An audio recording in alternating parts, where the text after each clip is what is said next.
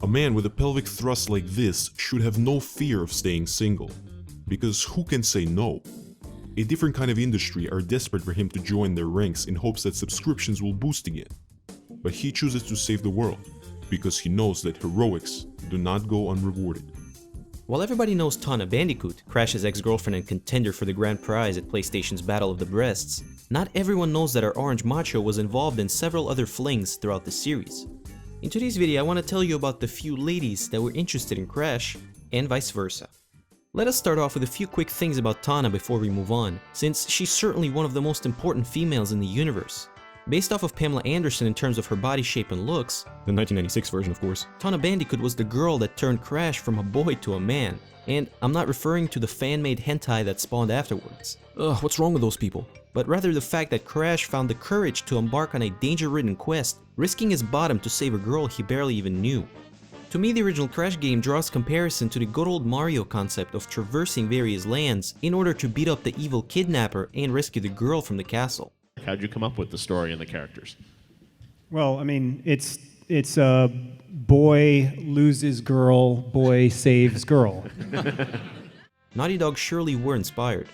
At the end of the first game, Crash's bravery does pay off when he escapes the burning citadel while being embraced by nothing less than Double D's. However, the joy ends quite abruptly as Tana disappears from the franchise for many years to come.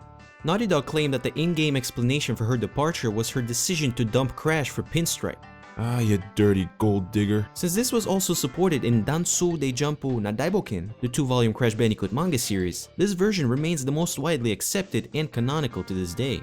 It is evident throughout the series that Crash could not quite cope with losing Tana. However, his eyes did occasionally wander off in other directions. As I mentioned in my Penta Penguin theory video, Chapter 5 of the second volume of the manga series sees Crash and Aku Aku head to the South Pole in search of a power crystal. There they meet a stubborn penguin named Penta who refuses to give away the crystal's location. But Crash's handsomeness quickly resolves the issue as Penta's girlfriend, Gurin, has an instant crush on our orange marsupial and even tries to leave Penta for Crash. Come on, where's the loyalty? Well, Crash gets pretty excited and self-assured. And while this is crossing the border right into pure fanfiction, who knows what could have possibly happened between the two? If only Gurin didn't throw Crash into ice-cold water and fed him frozen yogurt in negative-degree weather. You can bet he got instantly turned off by her behavior, so that's pretty much how their thing ended. Looking at the bright side of things though, at least the power crystal was located. Crash's stardom and irresistibility extend into the later media. In a promo render for Crash Team Racing, undoubtedly one of the most beloved Crash titles, our Australian horn dog is slapped onto the poster surrounded by all of the trophy girls, Amy, Isabella, Liz, and Megumi.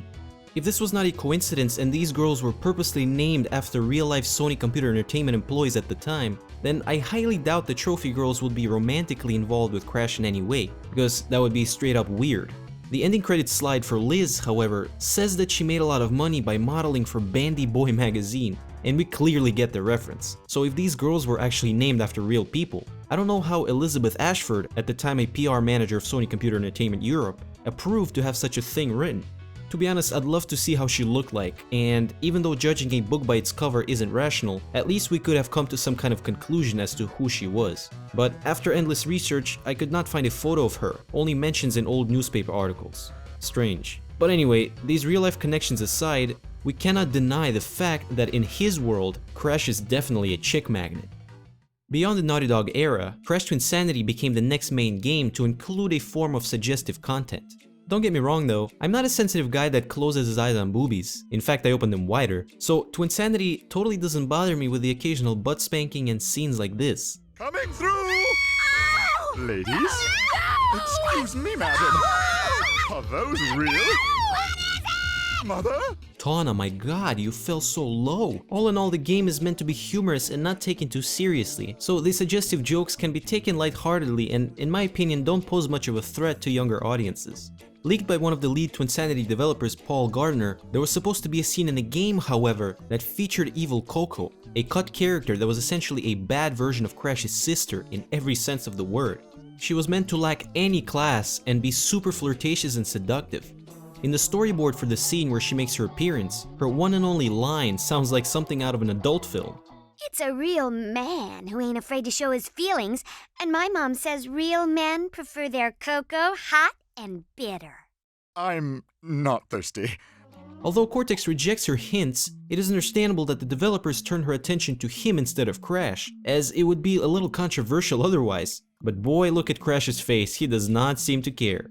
Although this stare never materialized into anything more, we can clearly see Crash was interested. And lastly, I'd like to mention Pasadena Opossum, a girl that is far from indifferent in relation to Crash. In Tag Team Racing, she openly calls him cute and suggests that she wants first base action at the least. But Crash seems confused on what to do and whether he likes her or not, seeming a little uncomfortable after certain remarks, while at the same time displaying submissiveness after others. Hey there, furry buns. Don't suppose a gentleman like you could help a little lady out. Furry buns? Not sure about the extent of her intentions. She ain't bad looking though, Crash. Why'd you wimp out, little man? What happened to your manhood? It's definitely gonna be interesting to see if Crash develops any affection for any of the females like he did for Tana. But for now, all we can do is just wait for a new installment in the franchise. And let us hope it'll be good. Alright guys, thank you so much for watching this little deviation from the usual Crash related videos. Really hope you enjoyed it. And if you have any suggestions for topics to discuss in the future, please leave them down below, along with any other observations, comments, or corrections that you may have. Stay tuned for more videos guys, and I'll see you later.